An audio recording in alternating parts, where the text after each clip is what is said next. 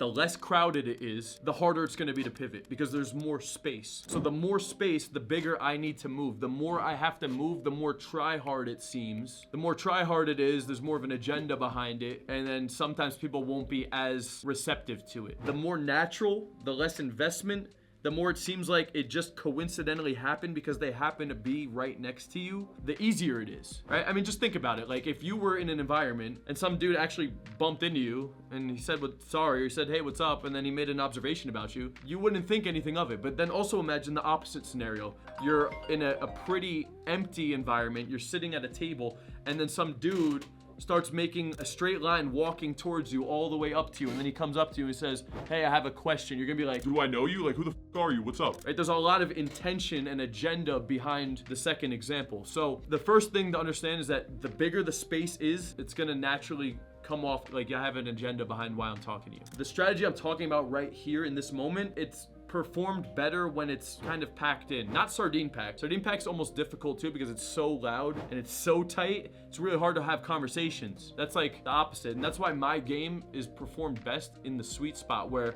there's a good amount of people. The music's not completely overbearing. There is music going on, but it's not super dark and the bass isn't pounding, but it is kind of crowded and there's a little bit of traffic moving through. That's like ideal for me. If you ever see me in those kind of environments running this kind of game, I crush it. I look like a celebrity. When I'm on point in those environments, I do look like a celebrity sometimes. That's the first thing, but let's talk about the pivot itself. So I just explained to you guys that how it can come off really try hard if there's distance. It's the same idea you want to keep when you're talking from one person to the next. It's not a big deal. You can't make it seem like a big deal.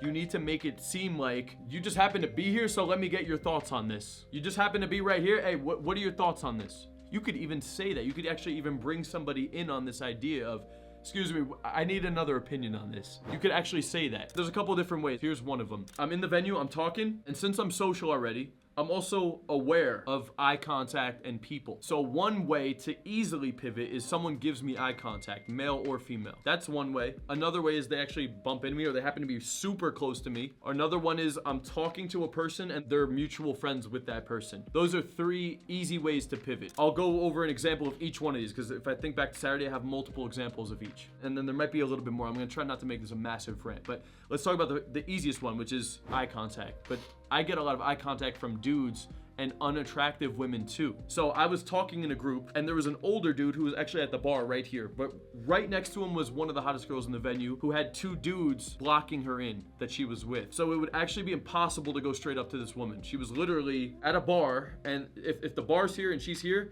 there was literally two dudes and it looked like her partner was this guy and then the old dude was here. He kind of looks in my direction. I said, hey, what's up, dude? Hey, what's up, bro? And then I start moving towards him with my hand out. He goes like this.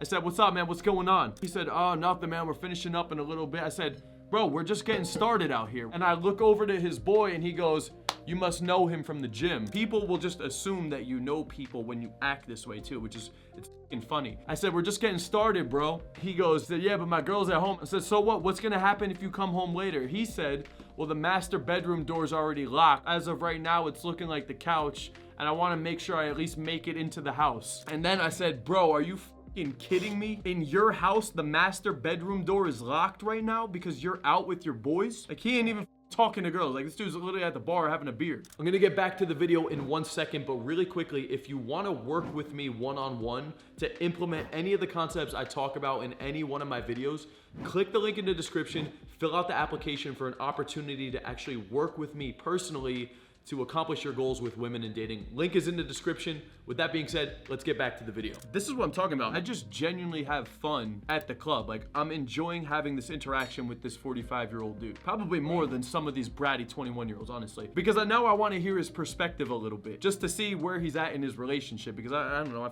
nerd out on some of this shit. And also, I'm thinking, I want to press him a little bit just to see like how much of a this guy actually is, because I just think it's funny, honestly. So I asked him, I said, bro, you're locked out of your own bedroom, you're telling me? And then he says something, and I said, what would happen if you come home after 4 o'clock? You're telling me you wouldn't be allowed in the house at all? And he goes, listen, I don't even want to take it there. Keep in mind, the hot girl is right behind him to the left, and right in front of her is a really good looking dude, honestly. He's in a V-neck with a blazer, and he has a fedora on. And you could just tell he's got like a skin fade, he's got jewelry, he's got some tattoos, probably like 6 foot, like really clean, well-groomed, good-looking dude. And it makes sense. I'm assuming he's with this hot girl, but I can't say for sure because I haven't seen them kiss, haven't seen what their body language is looking like either. So while I'm talking to this guy, I just tapped this dude on the shoulder. I said, bro, I need your input on this. So this was how one pivot happened right here. This is what I'm talking about. Well, actually, this is 2 examples in one. The first one was the eye contact. And I just said, hey, what's up, dude? Walked over, put my hand out. As I'm walking up to him, hey, what's up, dude? You can open almost any dude in any environment this way, guys. You need to learn this skill set. Super powerful skill set. Having entitlement, having confidence to just say, what's up, dude? And you're the first. You don't wait for him to be like, hey, what's up? And then you're like, you just go up, hey, what's up, dude? And just know that if a cool dude puts his hand out like that, almost everybody is gonna follow because you're putting out good energy and you're confident. You're acting as if they should do that. The times people won't do that to you is because you show hesitancy and resistance in your open or in your dap. And some dudes might test you because you're so like off and shaky with it. So you need to practice the skill set. I don't remember the last time I said, what's up, dude? And the guy's like, no. Like it just doesn't happen because my vibe and my frame just embodies them. It's like to not do it back to a dude that's like confident says, hey, what's up, dude?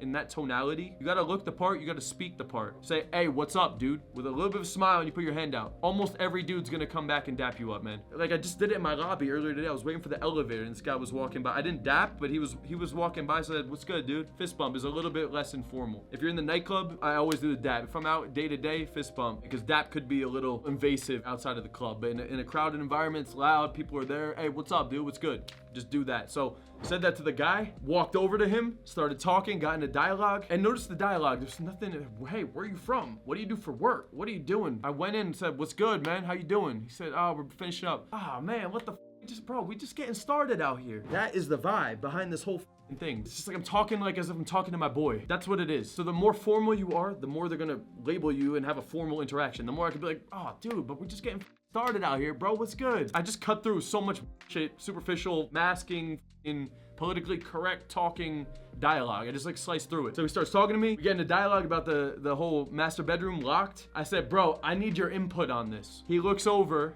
and I said, dude just told me if he goes home after 3 o'clock, the master bedroom door is already locked to his house and he wants to make sure he gets home and the front door's still open. So I know that as I'm saying this about this guy, like it's gonna kind of hit. And I'm also just laughing like as if it's kind of funny. As I say it, he actually doesn't respond that well. I was kind of surprised. I thought the shit was gonna fly open with him. And I get the sense as I'm saying it, he's not like saying that much. So I kind of correct it at the end and I say, you get home at 2 a.m., your master bedroom door's locked, what are you doing? And I laugh at the end too. And then he looks at the dude like in a joking way, like, bro, come on, bro, like you better than that, this and that. And then I laugh because I kind of noticed that they weren't gonna keep it going too much. So I laughed and then I interjected on what my viewpoint on it was. Now we're talking, the 3 of us, another 10, 20 seconds, and then I say, excuse me, we need a female opinion on this. Now I open the hot girl. I still don't even know if these 2 are together, but the reason I said that line about the 2 a.m. thing, because I wanted to see if he gave away whether or not he was with this girl. I said,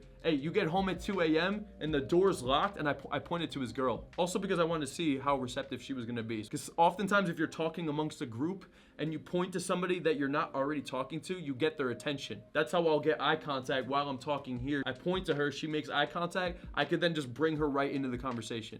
It's a really subtle but powerful technique right there too. That's actually all 3 pivots. I think the first one was the eye contact. The next one was actually pivoting. And then the third one is you can bring in people from their group into the conversation just by talking to the mutual person. And so I actually implemented all 3 of them right there. I saw the dude, I went over, dapped him up. We got into dialogue. I tapped this dude on the shoulder, said, bro, this happens to you, what are you doing? Then while I was talking to him, I asked him, but you come home at 2 a.m. and the door's locked, what are you doing? I did it for 2 reasons, actually. Now that I'm like reenacting this whole thing, I noticed that I partially did it to get her attention, but it was also partially to see whether or not he was gonna be like, that's my girl, or he's gonna be like, no, that's not my girl, or he was gonna be like, if she did that to me, kind of implying that it was his girl. He didn't really do too much. The girl did look. I didn't get her attention right away because I'm aware that she's actually very, very attractive. And I know that with really attractive women, especially if the dude's right there too, I'm really trying to keep it under the radar initially. So I said that, she looked, didn't say anything, kept talking right here, smiling. So she's seeing me engaging with both. I ask him, he looks at the dude's crazy, They start talking, I interject, then I say, excuse me, we need a female opinion on this. Now I brought the girl into it too. And so I ask her the same question. She says, you should be home at 2 a.m. before the other door gets locked. I say, get the out. And now I kind of go even louder in a joking way, not attacking her. I actually pull away laughing because I think it's funny. And I look over at the opposite dude, the dude that was like, oh, you must know him from the gym. I look over at him because I could tell he was giving me a good vibe. And when I laughed, he thought the whole thing was funny. So I look over at him and I go back over to the dude now and I ask him, I said, bro, is that your girl? And he goes, yeah, we're together. Now I find out like, you know, that's actually his girl. I just end up having a dialogue with all of them about the whole thing. Some people might hear the story and be like, dude, you did all of that just to not get the hot girl. That's why I like to go around the club and just do the direct open, because she's either with it or she's not. What I would argue though is that the hottest girls in the venue, if you just straight up go up to them, man, like a lot of them, they have the shield up. Like what I just did, maybe it didn't work out in this instance, but that's the game that would get that girl. If they weren't together, I would end up actually getting that girl that way, because I warmed up the friend, I'm not threatening. She said something, I teased her on the thing. I kept the conversation going, and I kept it going to see if she would give me more attention, because at one point she did re-engage with me, but I also felt that it wasn't all the way up, and I did sense that they were legitimately together and they were happy together too. It wasn't like they're together but the dude's beta and the girl's eyes are wandering crazy. I felt from the assessment like they're together. It's not even about getting that girl though. That's the thing. I'm just practicing good game as a whole, and I'm having fun, dude. Like I'm actually having fun. None of these people ended up becoming my friends. In hindsight, I could have probably, after all of that, talked to the dude a little bit more, connected with him, and ended up getting his IG because he was a cool dude. I ended up getting distracted. Sergio came up and was like, yo, this girl's here, that he like hooked up with from like a while back, and she was with some girl. So like when that set died out, I was talking to him and we were looking at this girl, and I ended up like pivoting into more interactions. But when you're good at them and you're in a social flow, it becomes easy. In the beginning of the night, it can be a little challenging, man. Like even that night when I walked into the venue, I was like, gotta open before I get into the crowd. I literally had that thought. And thank God I did, because if I start wandering around, sometimes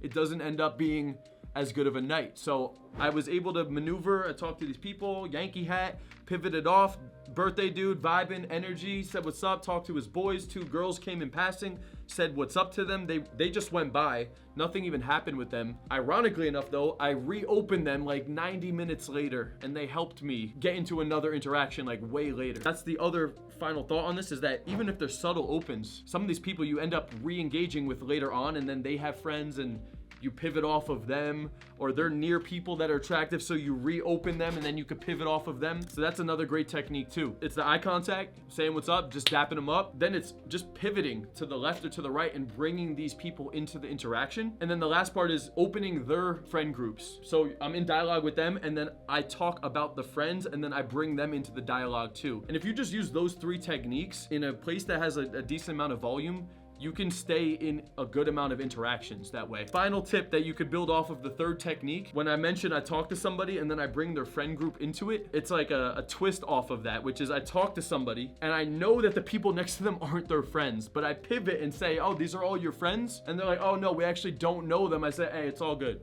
We're all family here tonight. What's your name? And I treat it the same way. Let's tie this back to the initial point, which is it needs to come off non-try hard, no agenda. So it's like if I'm just assuming that, we must all be friends here, it seems like I just thought that we were all friends, and turns out they weren't, but I already broke the ice, and now I'm just cool. Oh, it's all good. We're all friends here. Anyway, by the way, observation, personal input, question, switch topic, bounce back to the initial group, pivot off of that. Someone gives eye contact, say what's up, passing by, say something, pivot back. People I reopened from an hour before walking by, dap up. All of these pieces are tools in your arsenal that you could use to take over an environment. And when they're done well, it's really powerful, like really, really powerful. You don't even need to do all of these things. If you take any one of these principles and just inject it into your life at the gym, inject it into your life in the classroom, in the work setting, at the girl next to your cubicle, whatever it is, the pivot is so powerful, man. That's how you get into interactions all the time. I do it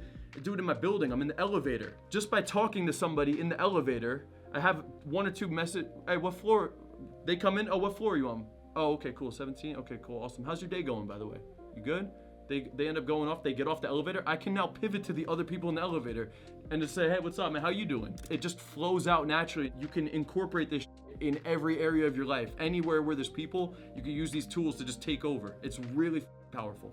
I hope you guys enjoyed this video. If you're interested in implementing any of the concepts taught in this video, I have a brand new coaching program where you can actually work with me one-on-one. I'm going to analyze your communication, your pickup skills, your game, and assess where you're at, point out your blind spots, your sticking points, show you the step-by-step process as well to take you from where you're at right now to accomplishing your goals with women and dating. Click the link in the description, fill out that application, pick out a day and a time for that consultation call, and I'll be talking to you guys soon. Until next time, Coach Kyle signing out.